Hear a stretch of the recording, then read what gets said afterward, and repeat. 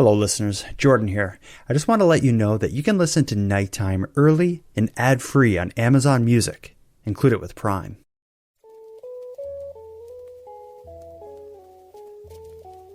You are listening to Keep Canada Weird, a weekly weird news roundup by the Nighttime Podcast.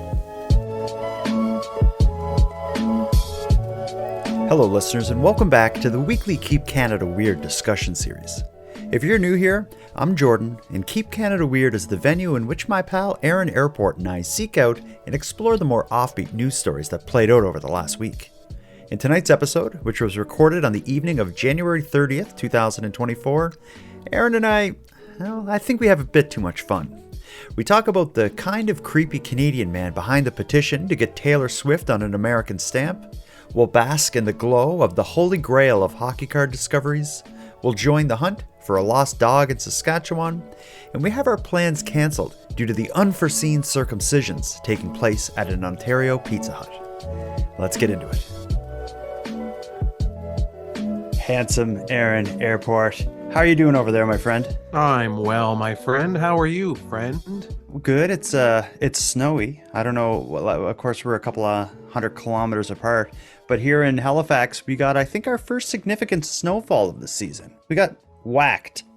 Yeah, same here. Same here. We got a shovelable amount of snow. Mm-hmm. Did the snowfall generate any stories in your life other than necessary shoveling? I remember going to get some gas after it snowed, and the roads are pretty slick, and Okay. I remember getting Subway. Okay, pretty uneventful. Mm-hmm. Yeah. I had kind of a eye-opening experience. You know, Yeah. I'll tell you, this is something happened today, and it's something that I never thought I'd have to deal with, but it's one of the many joys fatherhood brought me. You know the whole thing, like, you don't eat yellow snow? No one ever told me that. Okay, well, no one told my youngest son that either. I never thought you would have to, but Really? He actually? he didn't eat it. Here's what Okay. happened. We were He walking. went for it. I went and picked him up at school. Just turned 6, so he's just a little guy. But I thought he would have known this, or somehow someone would have said, "Don't eat yellow snow," or "Don't touch yellow snow." And as we're walking up the sidewalk, and of course there's snowbanks on each side of the sidewalk, and there's this big like patch of yellow snow where I don't even really notice it. Like some dog peed there or whatever, big deal. And I'm just like keep walking past it, hardly notice it, except my youngest son like stopped next to it, and as I turned around to see what he was doing, he had like his hands like in the snow, digging out all the yellow snow. And I just yelled his name. I was like, what are you doing? And he said, "I'm making a lemonade snowball." I was like, "Drop it." And he dropped it. And then I explained to him, like, that is dog pee. Like, you don't ever touch yellow snow. Luckily, he only had it in his hands for like a second. But the worst part was like the gloves he was wearing wasn't like waterproof winter gloves. They were just the little kind of like knitted sort of ones. So they weren't like, he probably got some dog pee on his hands. Needless to say, they got thrown in the wash and he had to wash his hands, and he will never again touch yellow snow. Yeah, making a lemonade snowball for daddy. If I hadn't turned around and looked, though, I don't know what would have happened. I think you would have been covered in pee, probably. I think so. I think his initial thought was someone like sprayed lemonade in the snow or something. But yeah, so that happened to me today. Yeah, well, I mean, yellow's a very enticing. It's a very enticing color. You know, yellow. Yeah, it is. Yellow is generally associated with being happy, sunshine, jealousy, flowers. You know, all lemonade, as your son indicated. Yeah. I just really think that I understand why he gravitated towards it. Lesson learned. I guess that's something you actually have to teach kids. Weird how that works. They should come like pre-programmed. Well, I mean, I thought you send them to school. Like, didn't they cover this in school? You'd think. I'm going to write to the principal tomorrow.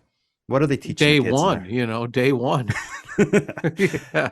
We've used up our allotment of time for small chat. The reason I'm moving us along quickly is because, yes, we have to keep Canada weird, as we do every week, by highlighting and discussing the weird and offbeat stories that played out over the last week. But we also have some listener feedback and opinions and maybe additional insight on some stories we discussed last week. So let's just open up the show with that. We learned a little bit more through the Keep Canada Weird correspondence, we're going to learn a little bit more about, and the cooked burgers we talked about last week, as well as we have another theory on the stolen nuts. Maybe I'll save the nuts for the end. Heather, a listener of the show, was surprised that the burger was even served the way it was in our discussion last week. Listen to this. Here's what Heather has to say. Hey, Jordan. I just listened to your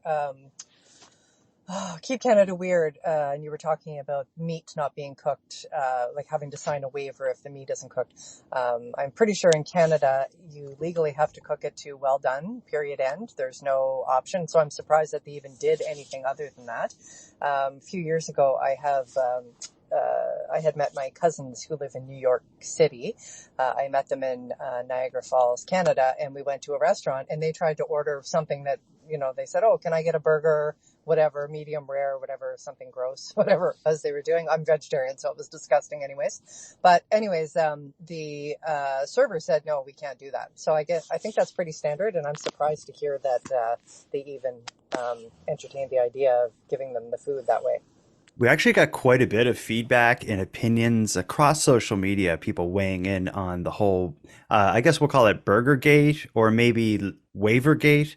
But in the end, Americans were surprised to hear we don't order it that way, and Canadians were surprised to hear that Americans do order it that way. So I guess that's just one big difference. Not a lot of differences between Canadians and Americans, you can argue, but this is one giant difference. We don't want food poisoning. Let's get into the stories. We got a loaded card tonight. We don't have any particular theme. We're kind of all over the place, so I'm going to let you guide us as we go. We can talk about Taylor Swift and maybe Taylor's biggest closeted fan. We're going to hear about the hockey grail of hockey card discoveries.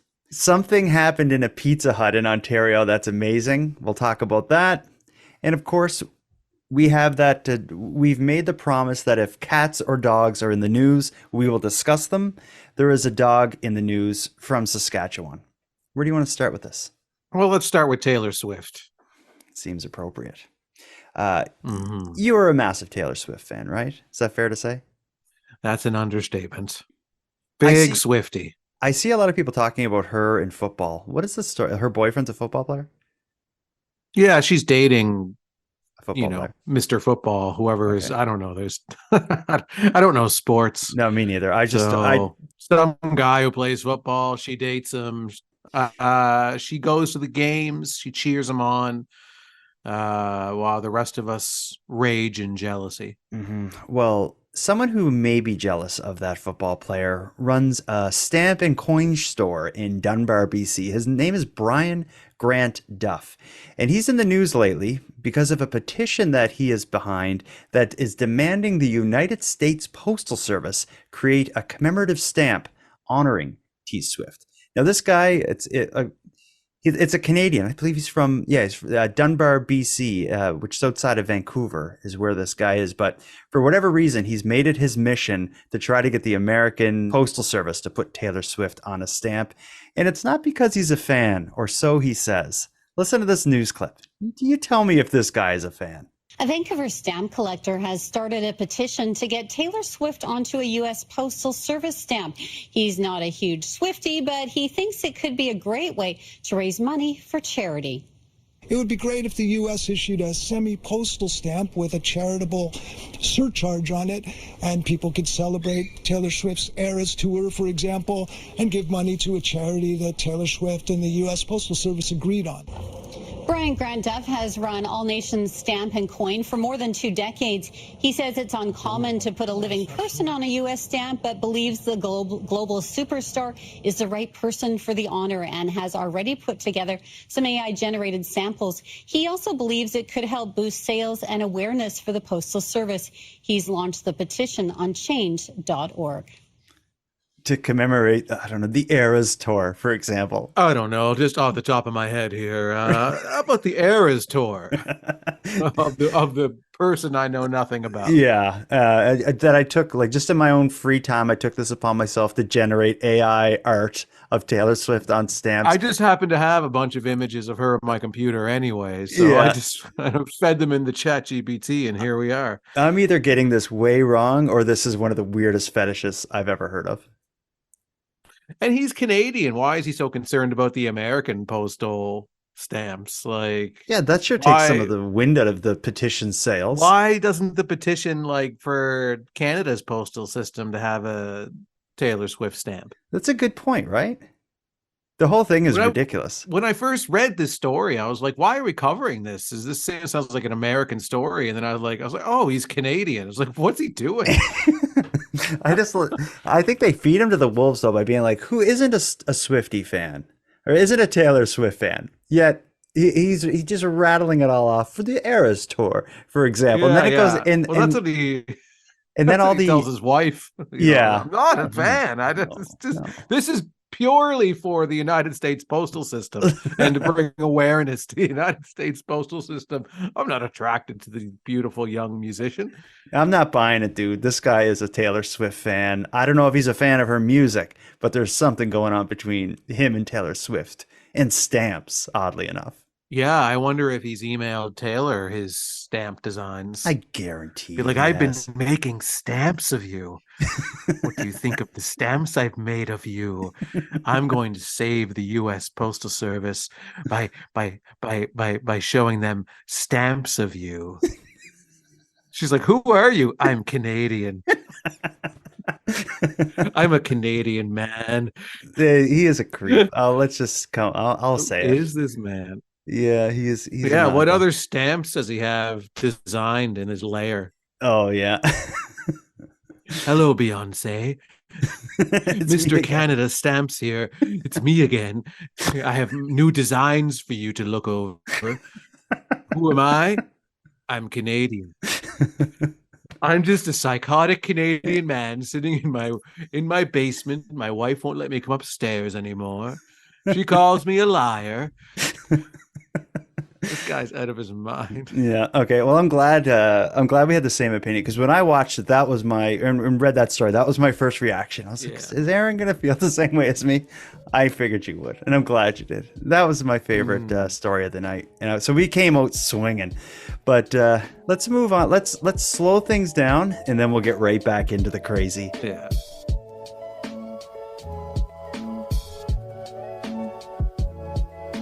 Let's move on to the holy grail of hockey card discoveries. And this is a story I love because I'm crazy about, collectibles, hidden secrets in people's homes that are buried away in closets.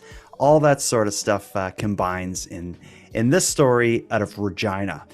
In short, a case of hockey cards that were found in a Regina basement are making history. When cleaning a crowded basement, a case of 16 unopened boxes of 1979 to 1980 OPC hockey cards were discovered.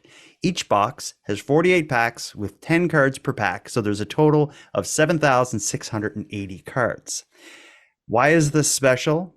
Well, this is the first time in the 21st century that a 1979 to 1980 case of cards unopened has surfaced, and it's unlikely and another will. What makes this year so important for hockey card collectors? This is the first year that Wayne Gretzky appeared on a card. So it's like the year of Wayne Gretzky's rookie card, which is pretty much the most valuable hockey card. Recently one sold for well over $1 million. So this is an incredible amount, potentially, of money in hockey cards. Let's hear the news clip and then we'll talk about this. Here it comes.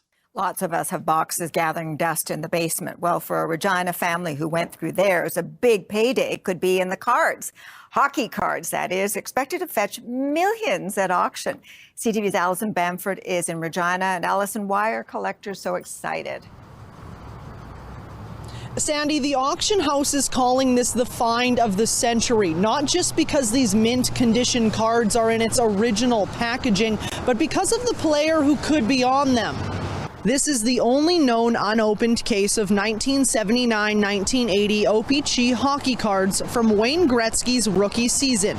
His rookie card is the holy grail among collectors. Let's put it this way, if the cards were just 1 year older from Gretzky's second season, they'd be worth a fraction, just 1/10 of what appraisers are estimating.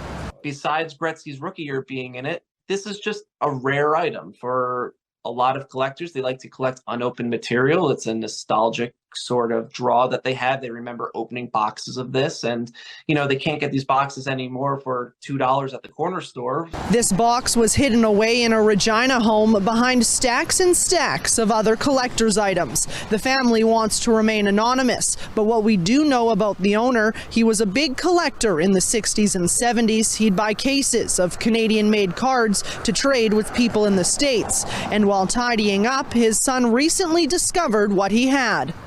The case, which contains 16 boxes and 768 packs of hockey cards, just hit auction.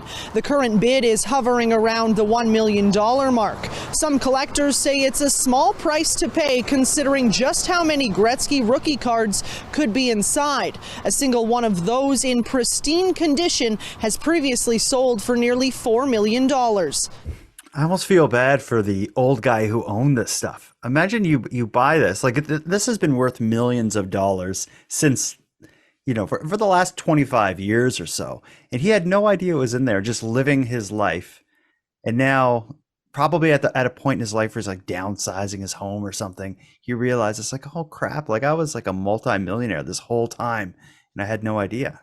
Do you feel bad for this guy? I'm sure. I don't know. I mean, I would say maybe he enjoyed having them down there, but what joy was he getting out of them just sitting in a basement? Well, it seems like he didn't. It seems like he didn't even know they were there. Like what he was doing. They don't give his name and stuff because it's so much money he's probably hiding out.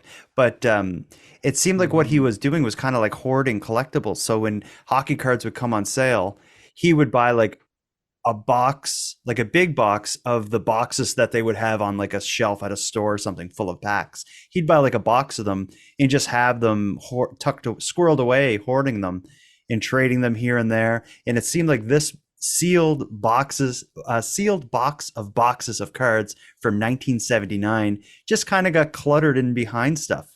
And it wasn't until they were cleaning out the basement that the son opened it and realized like, oh crap, like these are old cards. And I bet you when that son looked up what year it was from and learned that that was Wayne Gretzky's rookie year, he must have just freaked. Like the idea of there being these unopened packs from 1979 and that many of them for hockey card collectors, it's literally the holy grail.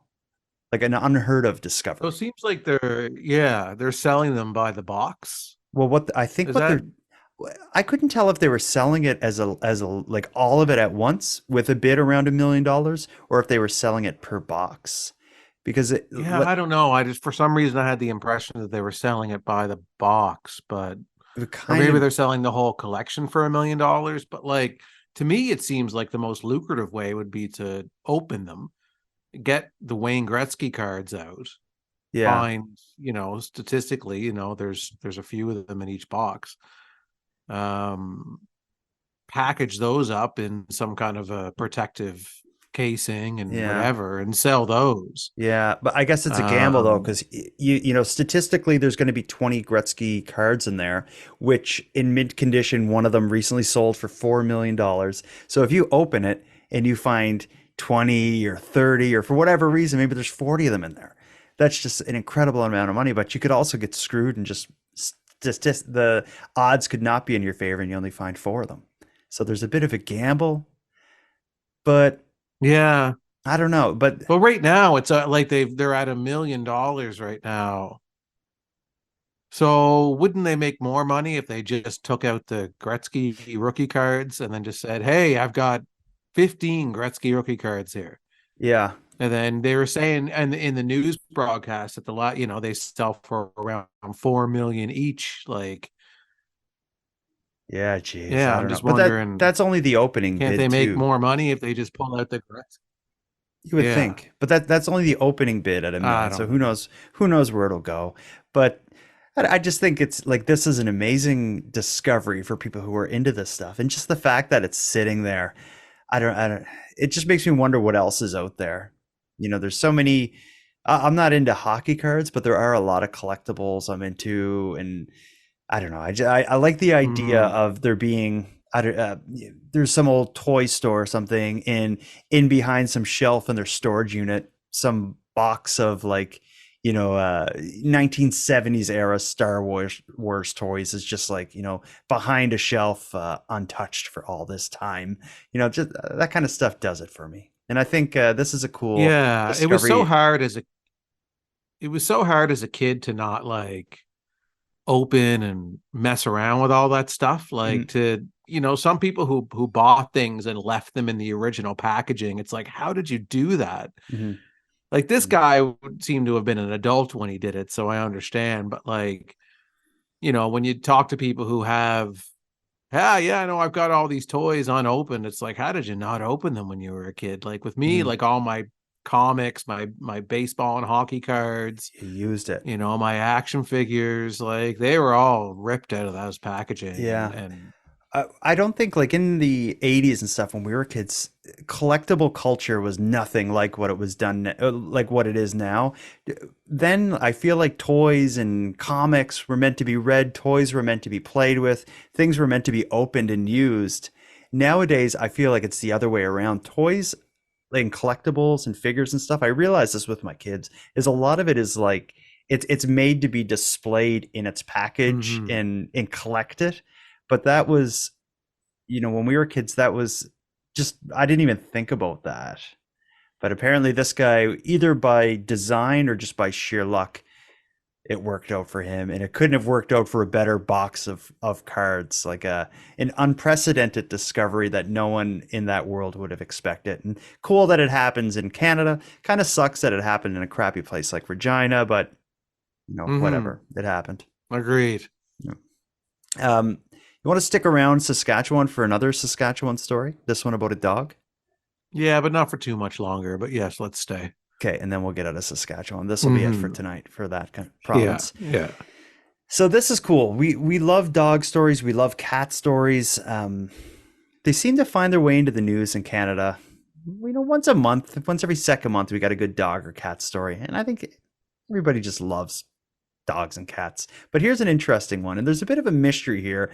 I haven't been able to solve it myself. Maybe you can. So I'm going to call this story, The Saskatchewan Dog Winds Up in Toronto. A 3-year-old dog from rural Saskatchewan went missing this past September. His owner, Conrad, left Bear in his backyard when Conrad went on a golf tournament. But when he got home, the dog was gone. Conrad searched high and low, finding no signs of the dog. He actually feared he was killed by coyotes. But just as he began to lose hope of ever seeing Bear again, the dog turned up in one of the most unlikely places, downtown Toronto. Here it comes. This is Bear, a dog who was lost, but then found 2,500 kilometers from home. I'm still in shock. Like, it's been 7 days, but it's just been a whirlwind of 7 days. Back in September, the 3-year-old German Shepherd went missing from a farm outside Regina, Saskatchewan. Owner Conrad Fredrickson was driving away to go golfing. I left the yard and I happened to look in my rearview mirror and seen he was running behind the truck. But the dust was coming up from the wheels and I figured he would eventually stop, turn around. And when I got back from golf, he was gone. Conrad searched for Bear, spending nights driving around. Numerous Facebook posts featuring Bear went unanswered. 4 months with no sign until Bear showed up at this animal hospital on Bloor West in Toronto.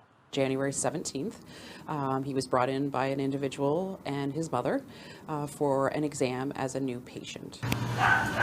Andrea Macri owns the Islington Village Animal Hospital. She looked after Bear, saying the dog was happy, smart, and healthy. They explained that the son was working on a farm in Saskatchewan, and in the beginning of September, a dog showed up on the farm, had a collar on, but he was afraid to take him to the shelter because he thought that they would euthanize him. Bear had no tags, so the man took care of Bear for the next few months, eventually bringing him home to Toronto. Based on the story, the animal hospital checked Bear. We scanned Bear for a microchip, and indeed he did have one. We called the microchip company, who then directed us to the Humane Society in Saskatchewan. The Humane Society in Saskatchewan put Andrea in contact with Bear's owner and Bear's caretaker here in Toronto. And the guy's like, "Oh, I got your dog." I was just, what? Pardon? And then, I talked to him a bit, and he was obviously very sorry that he took him. Friends started a GoFundMe page, already raising over $2,000 towards a goal of $3,000 to pay for Fredrickson's travel to Toronto to reunite with Bear and bring the dog home. The way things are looking, possibly by next weekend. The dog, who seemed lost forever, will now be returning to his forever home. Do you find anything suspicious about the story? So he leaves for the golf tournament, and he doesn't put the dog in the house or tie the dog up, or the dog just kind of runs wild, or how does that work? This is rural Saskatchewan as well, so it's not like they're in the city, but maybe it's a Yeah. yard, like a fenced-in yard the dog can stay in, or the dog was like, I'm assuming they don't get into that in the story, but are you thinking that the Well, owner? it just sounded by the way he was driving away. He's like, oh, he was chasing me, and then I looked back in the rearview mirror, and it seemed like he had, turned around or something. Or Yeah. Well, so, I was just wondering if his kind of yard was wide open, if the dog just kind of roams around maybe at his hearing own it free that way. will. Yeah. Yeah, maybe that could be like a farm or huge amount of Yep. land, which isn't uncommon to have a dog. Although this is a 3-year-old dog, I think you'd feel secure if you had, a farm outside of the city or something like that. But I thought it was the part that I thought was kind of suspicious. Like you went right to the owner maybe being up to something. I thought the guy who found it was the kind of interesting one, because it's some guy works on a camp, finds a dog with a leash. It starts taking care of the dog, but doesn't want it to bring it to like a vet or whatever for fear that they'll put the dog down. He takes the dog back to Toronto and takes it to a vet there. And it's them who seem suspicious enough that they scan the dog and find out he's, has this chip, and, that leads back to Conrad, the owner. I just thought that guy was interesting, who took the dog. Yeah, but I don't know. He gave the dog, or he's giving the dog back. Yeah, that's true. Well, he I hasn't don't yet, know. but he's planning. He But hasn't yet, but certainly he called, I've got your dog, like. and the dog had a leash or a collar. You'd think, But he wasn't tagged, they said. Like, there was nothing to show ownership on the collar or anything. And then the guy wouldn't have known that he was microchipped. Yeah, but I just feel like if I find a dog with a collar, Somebody owns the dog, but you don't know who. Mm-hmm. And then you're like, well, I could take him to the shelter, but then maybe they're going to put him down, so I'll just hold on to him. Well, and then he doesn't really know what else to do outside of that, how to track the owner down. Why would they? Why would they put the dog down unless it was really sick or doesn't get adopted? I guess are the two things that would lead to the dog being put down. It seems like this man who finds the dog is willing to take it. So could he not have brought it to the vet to see, like, is there anything, can you make sure he's okay, or, see if anyone lost him? And if not, I'll adopt him. Mm-hmm. And then if the dog, yeah, I just think that, like, maybe he's an older guy and just kind of thinks old school about shelters, like animal shelters. Because we were told that when we were kids, that if you bring an animal to the shelter, if they don't find a home for it within a week or two, they're just going to put it down. Yeah, but this guy was willing to be the home. So if you're looking for a home, I will be the home.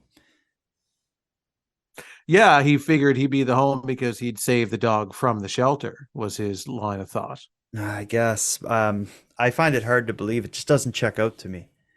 I think I think his whole plan got foiled when the vet in Toronto found the ID tag, and then he had to do what he had to do.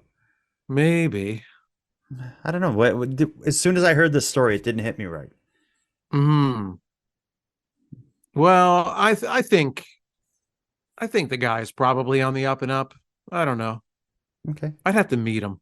Yeah, it would be interesting, and I can only assume that the news reached out to him. That would be the next step in the story. Clearly, if they're going to do a news report about this whole situation with the lost dog being found, why wouldn't they have got one of their correspondents in Toronto to go see the guy and get his story?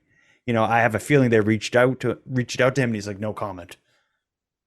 Don't show my face. Yeah. Yeah. I don't know. I'm a known dog kidnapper. I'm calling, what's it called? I'm calling Bullshit. Yeah, I'll call bullshit. Do you know what I'm not going to call bullshit on? The amazing situation that played out at the Pizza Hut in Northern Ontario. Should we move right into this? Let's do it.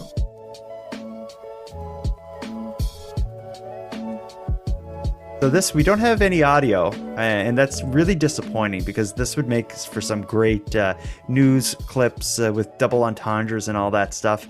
Do you want to read the story of the unforeseen circumcisions? I really, really do. Yeah, Good. I really want to read it.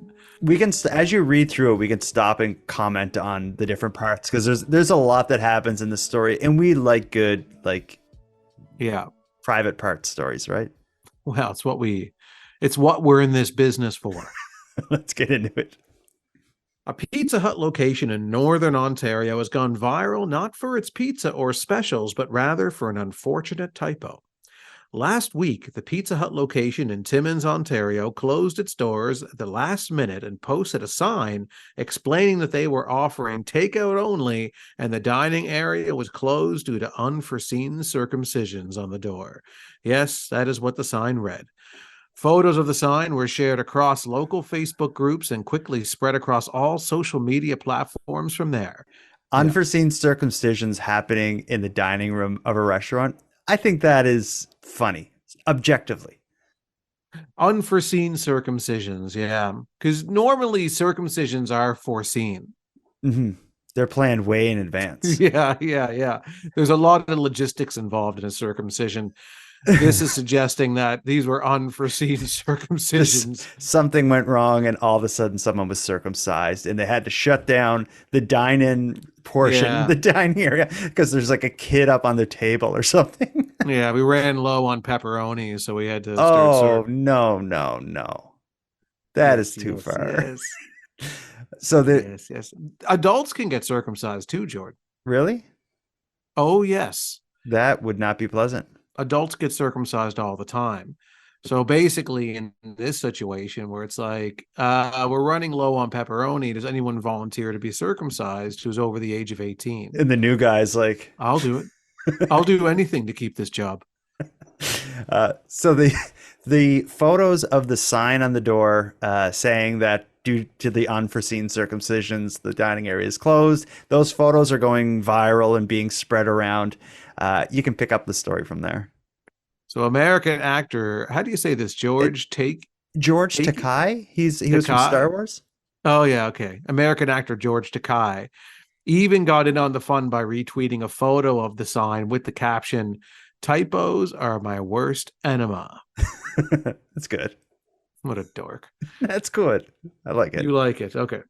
Locally, the restaurant franchise had a good sense of humor about the situation and joined in on the joke with a new sign and a customer deal on January 24th. In light of recent circumstances, which was in all caps, we are having a 2-for-1 pizza deal. Pizza Hut wrote on the new sign January 24th, adding "no tip required." That's pretty good. Yeah, I think that's good. Mm-hmm. Typos are funny, right? Oh yeah, typos are, you got to reread and triple read your emails, your signs, your whatever you're putting on anywhere. One of my something that just brings me joy is when I see a sign that uses the apostrophe S inappropriately. To use it, like they use it to pluralize a word when they shouldn't. I always laugh at that. I see that quite often. But I think the unforeseen circumcisions at a Pizza Hut, in the dining area, theater of the mind takes over in my head. And I thought, yeah, I like that. Yeah. My favorite typo, which was a very famous typo that you'd probably remember, was in the Cape Breton Post. I know what you're talking about. Yeah, with the crossing guard, I think it was. Yeah, in the picture, it was on the front page of the Cape Breton Post, our hometown newspaper. The photo on the, like above the fold on the front page of the paper, it was a crosswalk guard just like sitting down on a bench. Yeah. Taking a break after his morning shit instead of shift. And it And had his that name. one, yeah, and that one went all the way to Jay Leno on the Tonight Show. Really? When he used to do the I don't know what the segment was called, but they would show different things from Just small like town bad papers. headlines or something. Yeah. And that one made it on to Jay Leno. Well, that was a good one. Yeah. There was another one. This was from a Truro newspaper. On the front page, it had two stories kind of combined. On one side of the front page was a story about like a killer being arrested, like someone was arrested for murder in this town. And then on the other side of the paper was showing a photo from this like strawberry pie eating competition. So there's this photo of this guy with like strawberry pie all over his face and a bib on, and then it talks about like a killer being arrested. But the way when you fold the paper, you know what's happening. But it is some pretty funny stuff. Yeah. But just to throw in an unforeseen circumcision, you know what they want to say, but it's funny. Come on. Mm-hmm. Right? Yeah, man. I like it. Let's move on to a piece of Keep Canada Weird correspondence feedback, not feedback. I guess this is theorizing. And you remember we talked about the stolen pistachios and other stories of stolen nuts? Yeah. You know, there is something we missed big time in that story, and I'm disappointed in us for missing it, but I think we should. Did we miss it? I don't know. Well, I haven't listened to this voicemail, so I don't remember us thinking about the story this way, but you know, Barb caught something we didn't. Here it comes. Good evening, Jordan and Handsome Aaron Airport. It's Barb from Halifax, longtime listener, first-time caller. I just got done listening to the latest episode of Keeping Canada Weird, and I took particular note of the story about the stolen nuts. I can't believe that neither of you have recognized this for what it actually was. Evidence of the animal uprising. As soon as I heard the story, I was flooded with visions of marauding chipmunks, perhaps working alongside their human Renfields to fill their winter coffers for years to come. All hail, Chip and Dale.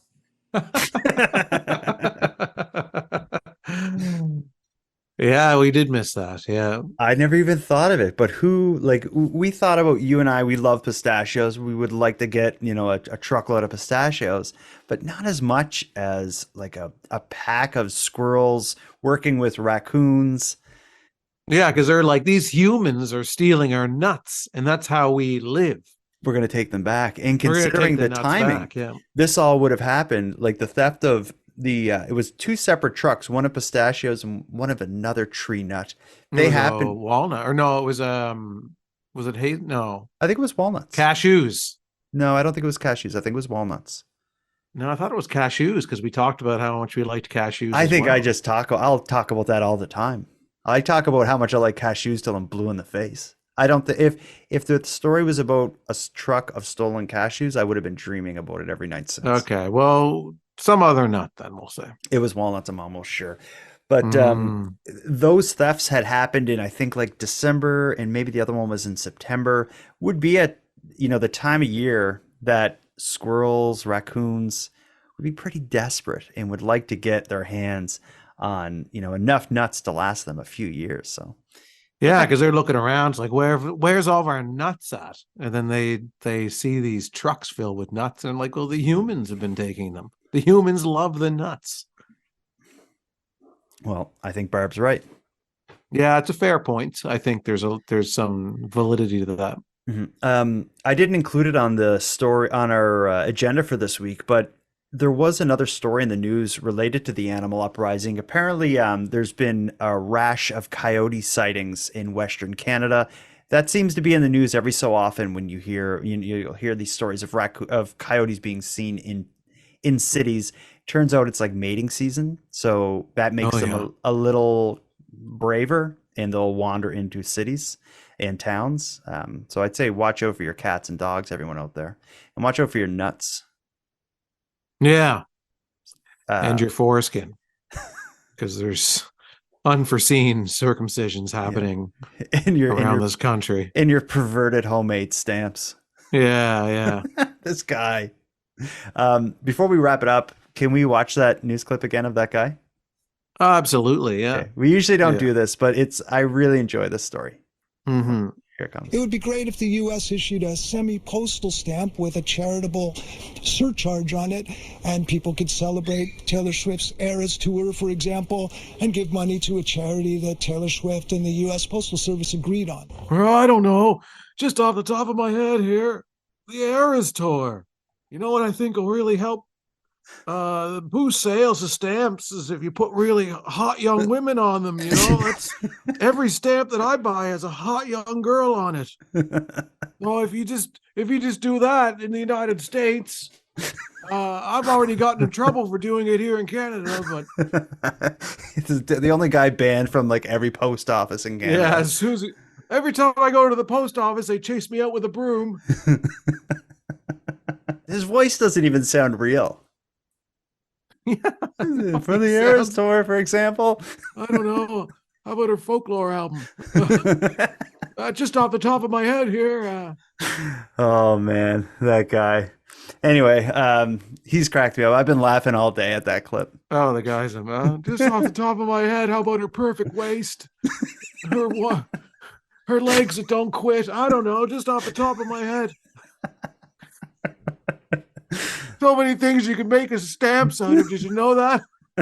Come on down in my basement. I'll show you everything I made a stamp out of. Oh God. Yeah, he is something else. I hope he listens. Oh, if he does, he doesn't anymore. Yeah, he just unsubscribes. He just unsubscribes with a nasty review on Apple Podcasts. I look forward to it. Make fun of me on your show, will you? I'll do something to you just off the top of my head. I'll kill you. Oh man, let's wrap this up. We've done our job here. We found some unique, offbeat, and unusual stories. Maybe introduced you to the biggest creep in stamp and coin collecting. I think we need to recharge for next week because there's a whole lot of weird stuff beating at our doors, waiting to get in. Yeah, absolutely. Handsome Aaron Airport. Yes. Hi, Until next time, Jordan. Until next time. just keep Canada weird. I'll keep it simple. Yeah, and Jordan, until next time, I offer you the same. Keep it weird, friend.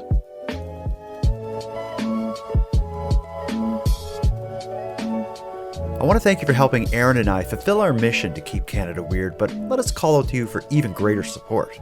If something weird happens in your neck of the woods, we want to hear about it. And if you have any thoughts, opinions, or theories on any of the stories we discussed tonight, we want to hear about that as well.